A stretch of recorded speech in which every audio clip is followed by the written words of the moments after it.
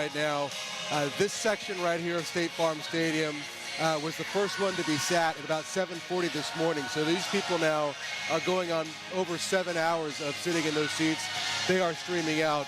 But you mentioned it earlier. We heard from a president, vice president, cabinet members. The president's son got a big laugh when he imitated his father, telling him not to be so aggressive on social media. But it was Erica Kirk's speech that hit the hardest with the people here. She had details of her marriage with Charlie, the kind of husband he was, love notes he would write her, the kind of father he was. She talked about going to Utah and seeing his body after he was killed. And then in that sound that you had just a little bit earlier, said she actually forgave the person who shot and killed her husband. She said campus debates will continue, and she got some huge rounds of applause. But the thing that hit me, guys, was the quiet. This was, 65, 70,000 people in the stadium. I've been in a lot of sold-out stadiums in my lifetime. I've never heard one as quiet as it was as she was speaking. A lot of people crying during the speech. So overall, like you said, it was a long program, some 5 hours. People are just leaving now. Some people getting here at 2 and 3 in the morning, but it's wrapping up. Troy, I'm curious, you've covered a lot of political rallies in the past. What stood out to you, aside from Erica Kirk? What were the moments that you think people will be talking about in the days to come? I think, I have to be honest, I didn't know a ton about Charlie Kirk. I knew who he was, but we learned a lot about him today. And very early in this service, he had several members of Turning Point, his buddies, who he kind of started this whole thing with. When he's an 18-year-old kid, think about, I don't know about you, Mark, I wasn't doing much when I was 18, nothing like this.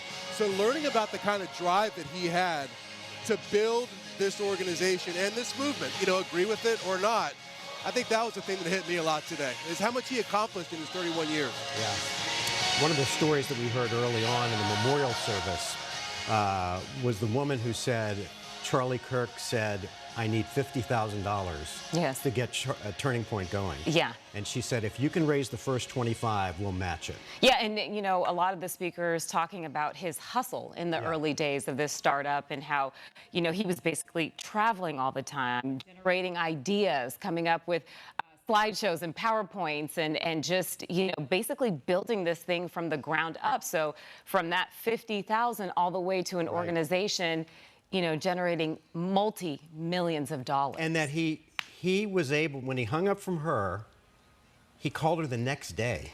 And in a strange town where he didn't have any contacts, he raised another 25,000 and then he was off and running. And then, we've heard many people talk about how Turning Point USA is growing, how college campuses, high school campuses are trying to, get that movement there at their school. And so this continues to grow. I also saw on social media, people registering to vote, which is unusual, right? You don't necessarily think of a memorial as a place where people would be registering to vote, but there were actually booths set up where people could register to vote. And look, it's Charlie Kirk, like him or not, hit a nerve and a voting base in this country that was largely untapped into, largely ignored, because, whether it was because the college kids didn't have the money to really write a check for these politicians or not, he understood that this was the next generation of voters. And so to tap into them right away, to tap into their Christianity, and to get them to join his conservative political movement was really a stroke of genius. Yeah, Troy, did you talk to any young folks out there about, just the reasoning, their reasons why they were followers of Charlie Kirk and just kind of their sentiment overall, how they felt about everything? Well, the one thing we haven't really touched on in this wrap-up we're doing here were the very strong religious overtones of this event. I think, Mark, you did mention something, but, throughout this entire event, one of the things that Erica said she was going to do was have brand new Turning Point ministries So I'm not sure exactly what that means. Are there going to be churches? Are there going to be Turning Point churches going forward? But the one thing that seemed to unite so many people in here was their faith. These were people of faith. And so whether it was when the Christian bands were on, everybody had their hands up, the prayers that were done early on, this was a large group of faith, and some of the biggest ovations were when they were talking about different aspects of Christianity. Yeah. Troy, I have to ask you, when President Trump talked about the fake news media,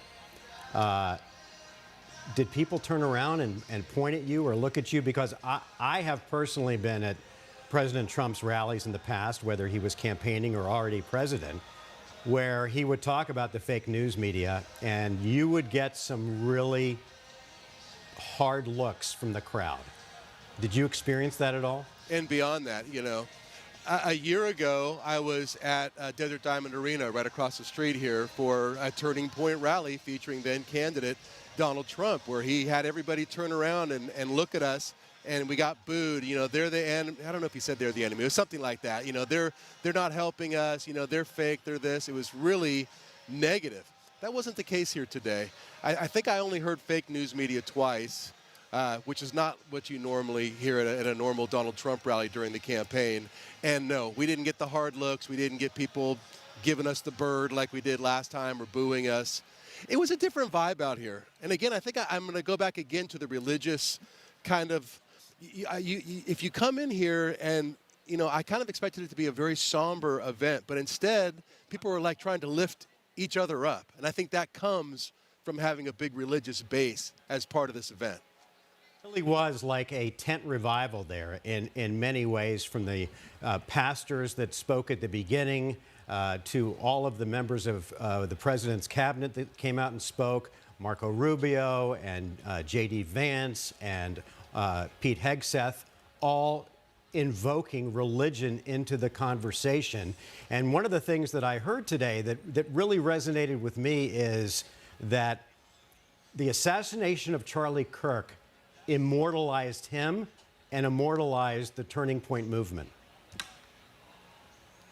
Oh, yeah.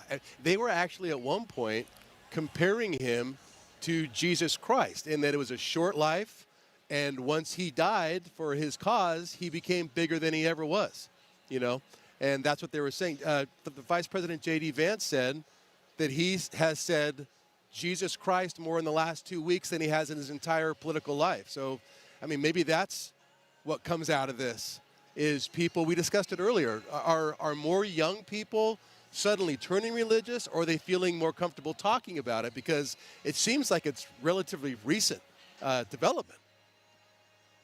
Movement going on there. Troy Hayden from live inside of State Farm Stadium for Charlie Kirk's memorial. Thank you so much. Yeah, Troy, we'll be checking back with you a little bit later, but we want to thank everyone across the country for watching our coverage of the Charlie Kirk Memorial today. We're going to take a quick break, and we'll be right back with more coverage here on 12.